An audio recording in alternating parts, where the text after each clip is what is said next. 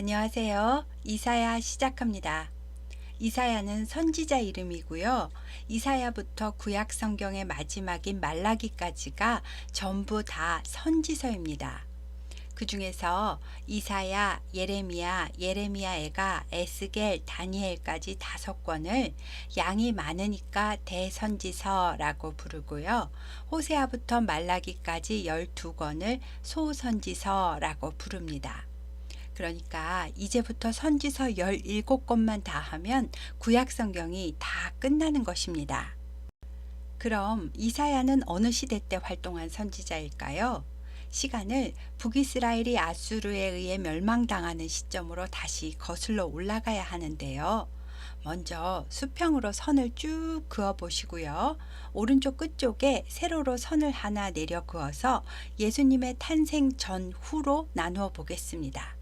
그리고 기원 전, 그러니까 예수님이 탄생하시기 전 400년까지는 성경에 기록이 되어 있지 않으니까 4세기에 일단 표시를 하시고요. 주전 1000년 전까지 한 세기씩, 즉 100년씩 거슬러 올라가면서 수평선에 표시를 해주세요. 다윗이 주전 1010년에 왕이 되었고요. 솔로몬이 죽고 난 후에 이스라엘이 남북으로 분열됐잖아요. 그때가 주전 931년입니다. 그리고 북이스라엘은 주전 722년에 아수르에 의해 멸망당합니다. 이사야서 1장 1절에 유다의 왕 우시야와 요담과 아하스와 히스기야 시대에 이사야가 계시를 보았다라고 써 있으니까요. 남유다 우시야 왕 말년 때부터 히스기야 왕 때까지가 이사야 선지자의 활동 시기임을 알 수 있고요. 그 중간에 북이스라엘이 멸망했다는 것을 알 수 있습니다. 하나님께서는 북이스라엘이 멸망할 때도 또 남유다가 멸망할 때도 집중적으로 선지자들을 보내셔서 하나님의 말씀을 전하게 하셨는데요. 이사야와 비슷한 시대 때 활동한 선지자는 호세야, 아모스, 요나, 미가 선지자가 있었고요. 그 중에서도 미가 선지자는 이사야와 아주 같은 시대에 함께 활동한 선지자로 이사야는 주로 왕실과 귀족을 상대로 활동했고 미가는 평민들을 상대로 활동했습니다. 이사야라는 이름의 뜻은 야훼는 구원이시다 라는 뜻이고요. 아버지의 이름은 아모스입니다.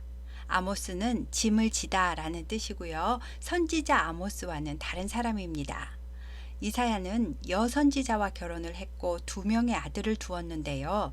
하나님께서는 2 아들의 이름마저도 스알야숲, 즉 남은 자는 돌아오리라 라는 아들과 마헬살랄 하스바스, 즉 신속한 약탈과 빠른 전쟁물 탈취라는 이름으로 불리게 하셔서 아들들의 이름마저도 예언사역의 징표로 사용되도록 하셨습니다. 이사야서는 총 66장으로 되어 있는데요.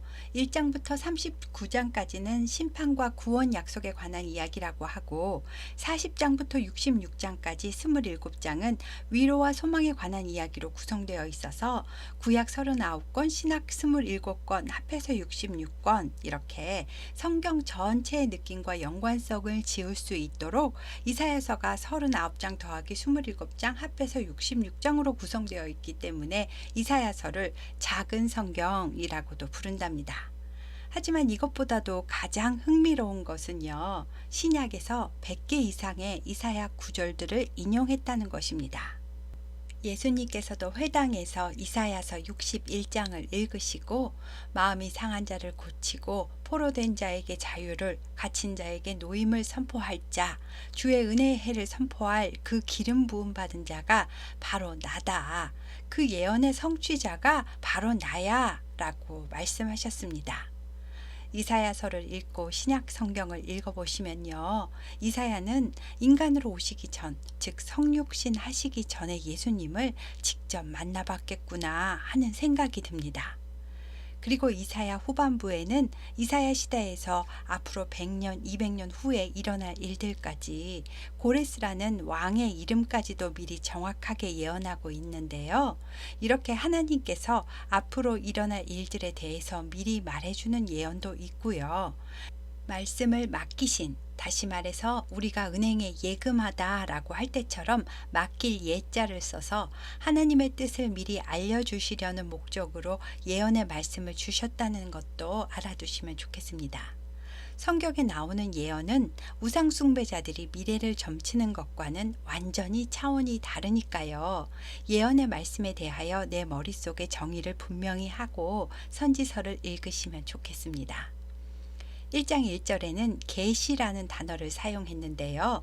계는 열다, 일깨워주다 라는 뜻이고 시는 보이다, 알려주다 라는 뜻입니다. 하나님의 뜻을 열어서 보여주었다는 말입니다. 그럼 하나님께서 이사야를 통해 무슨 말씀을 하셨는지 살펴보도록 하겠습니다. 1장 1절은 이사야가 활동했던 시기와 계시의 대상이 유다와 예루살렘이라는 것을 나타내었고요. 1장 2절부터 바로 여호와의 말씀이라는 표제어가 붙어 있습니다. 이사야서 1장부터 6장까지는 이사야서의 서론 부분에 해당하는데요. 한마디로 요약하면 유다와 예루살렘의 죄악이 만연하기 때문에 너희는 심판을 면할 수가 없다. 하지만 완전히 진멸하지는 않을 것이고 끝까지 하나님 앞에 남은 자들이 있는데 그들도 함께 심판의 고난을 당할 테지만 이 그루터기 같은 남은 자들이 다시 예루살렘을 회복하는 씨앗이 될 것이다. 나 이사야는 하나님의 이 예언의 말씀을 들었고 타락한 백성들이 깨닫지 못하도록 회방하라는 소명을 받았다 라고 말하는 부분이 1장부터 6장까지의 내용입니다. 이상한데 깨닫도록 전하라는 것이 아니라 깨닫지 못하도록 하라는 소명을 받았다고? 라는 생각이 드셨지요. 그래서 소명받는 장면은 6장에 나오고요.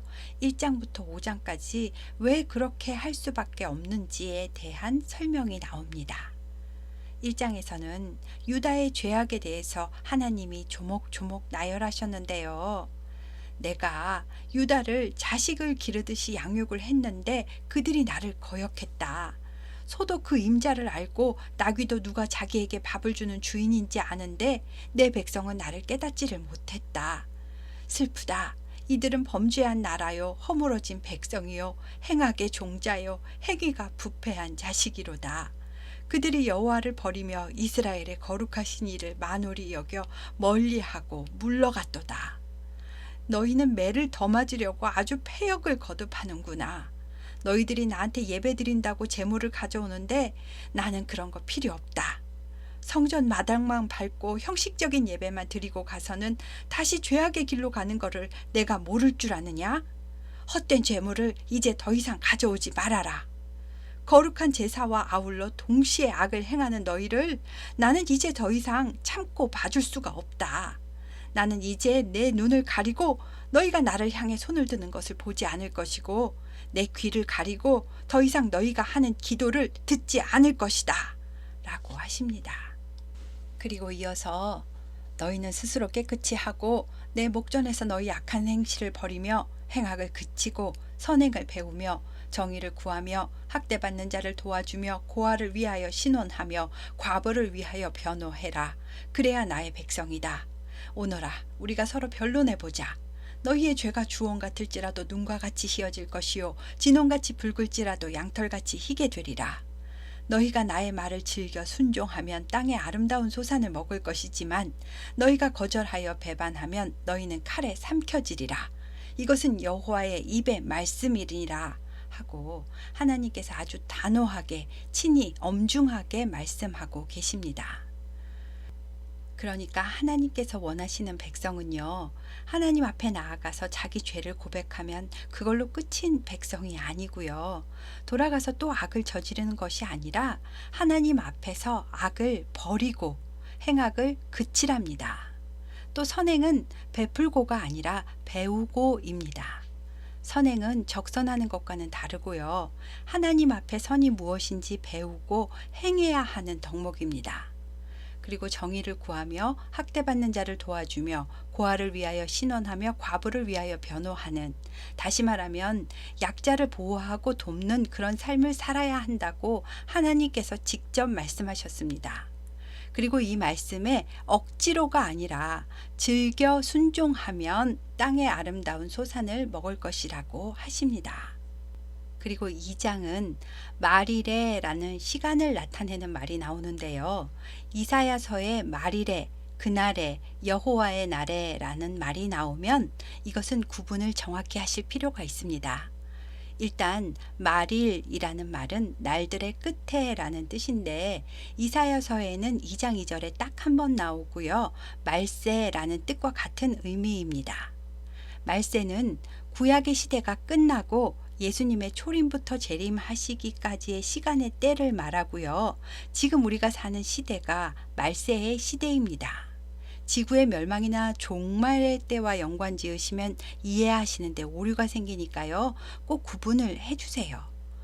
또 그날에 혹은 여호와의 날에라고 설명할 때는 대부분 심판하시는 그때를 의미하는데 이것도 앞뒤 문맥을 잘 보셔야 어느 심판의 때인지 예루살렘 멸망의 때를 말하는 건지 예수님의 재림의 때를 말하는 건지 아니면 예루살렘 회복의 때를 말하는 건지 아니면 예수님의 초림의 때를 말하는 건지 다 다르니까요.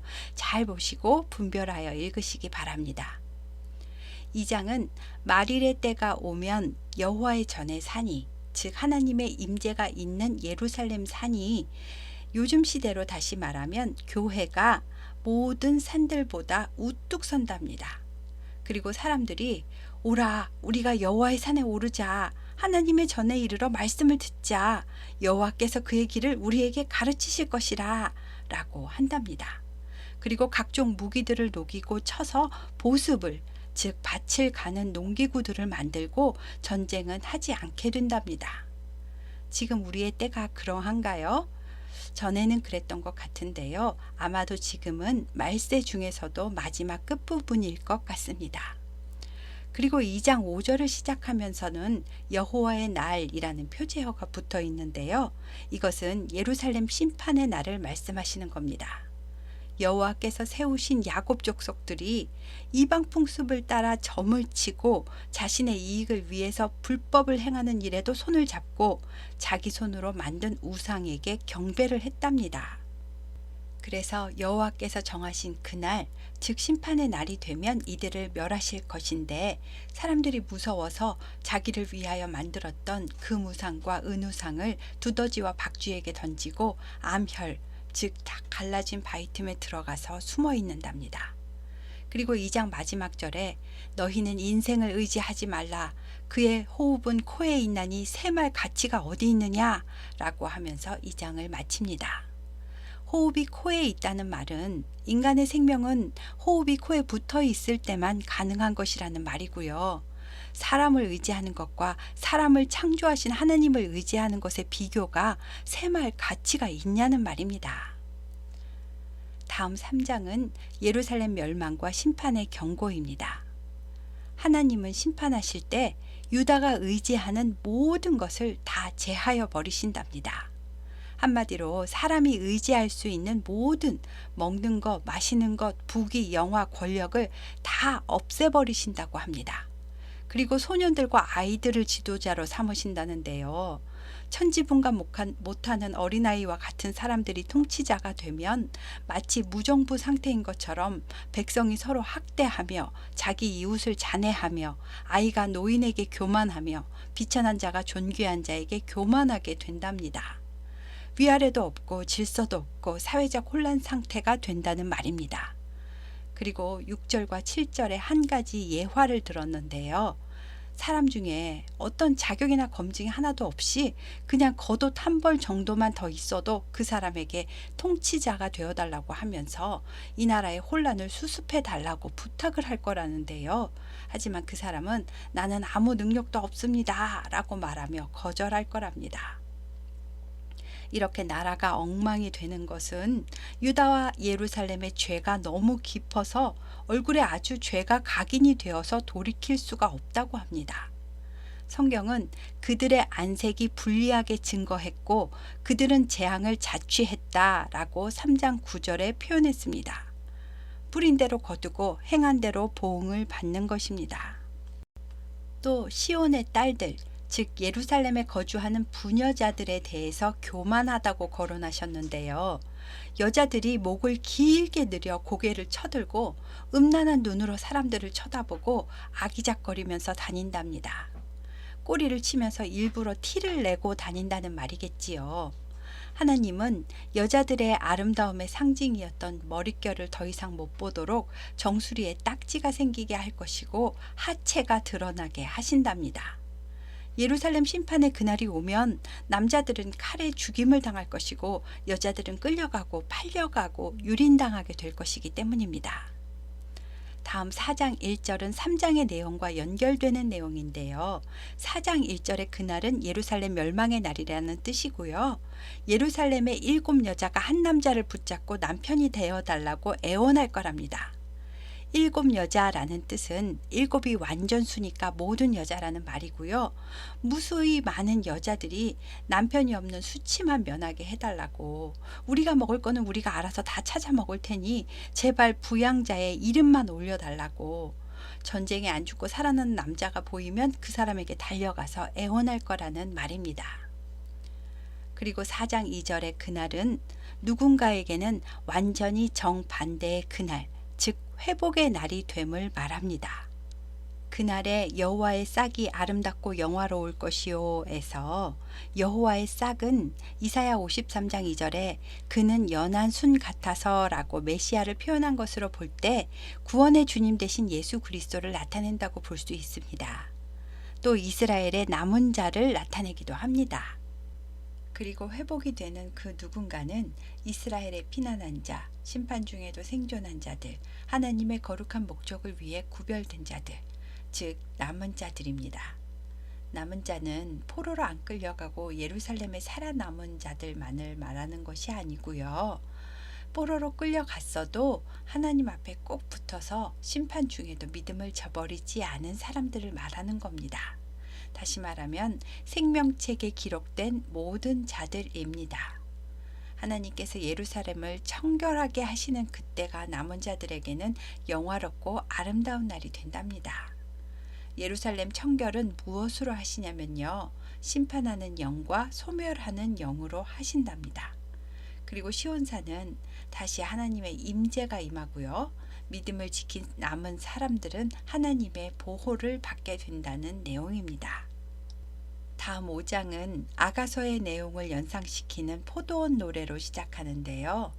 나는 내가 사랑하는 자를 위하여 노래하되 에서 나는은 이사야 자신을 말하고요. 내가 사랑하는 자는 여호와 하나님을 말합니다. 이사야가 사랑하는 하나님에게 포도원이 있었다는데요. 그 포도원은 이스라엘 백성입니다. 하나님께서는 심히 기름진 산의 땅을 파서 돌을 제하고 정성껏 극상품 포도나무를 심었답니다. 극상품 포도나무는 유다 사람을 말합니다.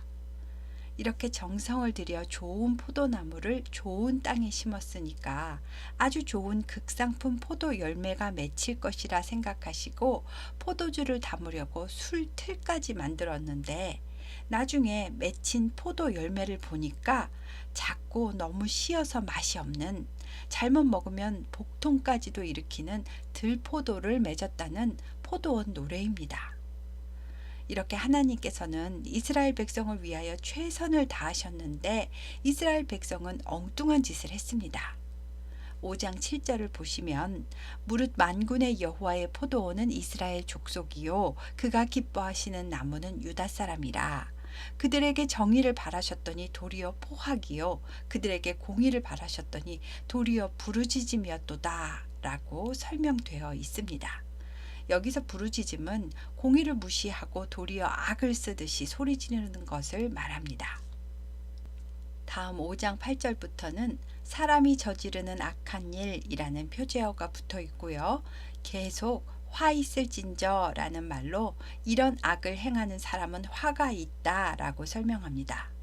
첫째, 혼자만 잘 살려고 계속 땅을 늘리고 집을 짓는 사람은 화가 있습니다. 둘째, 술 취함과 방탕함, 부도덕한 쾌락을 추구하는 사람들은 화가 있습니다. 셋째, 죄를 담대하게 짓고 거짓말을 하며 하나님의 심판조차 우습게 여기는 자들은 화가 있습니다. 넷째, 선악을 구분하지 못하고 자신의 상황에 따라 악과 방종을 합리화하는 자들은 화가 있습니다. 다섯째, 스스로 지혜롭다 생각하며 교만을 떠는 자들은 화가 있습니다. 여섯째, 술로 타락한 자들과 뇌물을 받고 직권을 남용하는 자들은 화가 있습니다. 유다 백성들이 다 이렇게 죄를 짓고 타락했다는 말입니다. 그래서 하나님께서는 거룩하신 하나님의 말씀을 이와 같이 멸시하였으니 아무리 자기 백성이지만 이것을 그냥 두시겠냐고 먼 나라 아수르 연합군을 통해서 유다와 예루살렘을 치시겠다고 하시는 이야기가 5장 이야기입니다. 다음은 6장입니다. 6장은 우시야 왕이 죽던 해에 라고 이사야가 하나님께 소명을 받은 시간을 나타내며 시작합니다. 이사야는 우시야 말년부터 요담, 아하스, 히스기야 때까지 약 50년이 넘는 시간 동안 선지자 역할을 했었고요. 히스기야의 아들 므낫세 왕에게 죽임을 당합니다. 므낫세가 왕이 된 후에 여호와를 무시하고 성전 안에 우상을 들여놓는 그러한 악정을 펼치니까 이사야가 그걸 그냥 두고 보질 않았겠지요. 아마도 노선지자 이사야는 므낫세에게 가서 심하게 꾸짖었을 테고 악한 므낫세 왕은 화가 나서 이사야를 속이 빈 통나무에 넣고 톱으로 켜서 죽이도록 하는 끔찍한 형벌을 내린 것 같습니다. 아무튼 6장에 우시야 왕이 죽던 해에 라는 말은 중요한 의미를 내포하고 있는데요. 우시야 왕이 통치하던 시대는 유다 왕국이 아주 부강했던 시대였고 잘 먹고 잘 살다 보니 백성들은 하나님을 찾지 않고 쾌락을 추구했고요. 우시야 왕도 자기가 잘나서 나라가 잘 되는 줄 알고 교만해져서 성전에 자기가 들어가서 제사장을 대신해 직접 분향하려고 하다가 문둥병에 걸려 쓸쓸한 말년을 보내다 죽게 되었습니다. 우시야가 문둥병에 걸리자 아들 요담이 왕이 되어 나라를 다스리고 있었을 거고요. 그렇게 문둥병에 걸린 우시야가 죽던 해였습니다. 이런 시대적, 정치적, 나라의 영적 상태를 함축하여 나타내는 말이 우시야 왕이 죽던 해에 라는 말로 표현된 것이고요. 이때 청년 이사야는 환상을 보게 됩니다. 하나님께서 공중에 높이 들린 보좌에 앉아 계셨는데 그의 옷자락이 성전에 가득하답니다. 옷자락은 덮어주시는 주님의 사랑을 나타냅니다. 그리고 스랍들, 즉 6날개를 가진 천사들이 주님을 모시고 서서 수종 들고 있는데 2날개로는 자기 얼굴을 가리고 2날개로는 자기의 발을 가리고 2날개로는 날고 있습니다. 얼굴과 발을 가렸다는 것은 천사조차도 하나님의 영광을 볼 수 없음을 나타내고 하나님 앞에는 어떠한 것도 자신의 존재를 드러날 수 없음을 의미합니다. 이 스랍들이 서로 화답하며 말하기를 거룩하다 거룩하다 거룩하다 만군의 여호와여 그의 영광이 온 땅에 충만하도다 라고 합니다. 그러자 문지방의 터가 흔들리면서 성전에 연기가 충만해졌습니다. 진동과 연기와 구름은 하나님의 임재를 상징합니다. 이사야는 이것을 보고 화로다 나여 망하게 되었도다 라고 합니다. 자기는 입술이 부정한 사람이라는데요. 아마도 말을 직선적으로 좀 심하게 하는 편이었나 봅니다. 그런 자기 자신이 만군의 여호와 앞에 그 영광을 배웠으니 이제 자기는 죽었다고 말한 겁니다. 그러자 그때 스랍 중 하나가 제단에서 핀 숯을 하나 가지고 와서 이사야 입술에 갖다 댑니다. 이것은 환상이지 진짜로 벌건 수추로 입술을 지진 것은 아닙니다. 그리고 보라 이것이 내 입에 닿았으니 내 악이 제하여졌고 내 죄가 사하여졌느니라 라고 천사가 이사야에게 죄사함을 선포합니다. 핀 숯 자체가 무슨 죄사함의 능력이 있다는 것이 아니고요. 이사야의 수준에 맞추어서 하나님의 영광이 너의 입술에 닿았으니 이제 너의 죄가 사해졌다 라고 선포해 주신 겁니다. 그리고 이사야는 내가 누구를 보내며 누가 우리를 위하여 갈고 하는 주의 목소리를 듣게 되는데요.